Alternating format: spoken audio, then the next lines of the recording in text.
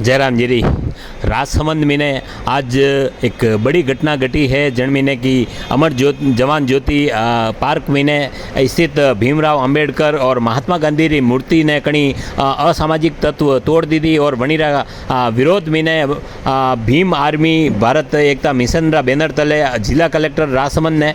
राज्यपाल रा नाम रो एक ज्ञापन सौंप्यो गयो है और अणी में ने मांग की है कि बाबा साहब री प्रतिमा खंडित करवा वाला असामाजिक तत्व ने तत्काल गिरफ्तार किया जावे और जटे जटे भी ये मूर्तियां लाग रही है बनारा आसपास में ने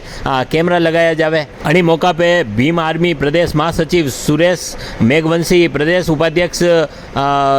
लाल मेघवाल और जिला अध्यक्ष दिनेश सालवी, हुमाराम सालवी, प्रदेश कार्यकारिणी सदस्य ईश्वर सालवी, जिला प्रभारी सुनील सालवी, जिला उपाध्यक्ष कैलाश चंद्र, महासचिव कोषाध्यक्ष सुनील सालवी, कैलाश चंद्र सहित बड़ी संख्या में कार्यकर्ता मौजूद है। उस दिन पे अंदर किसी के बच जाएगा तो एक बार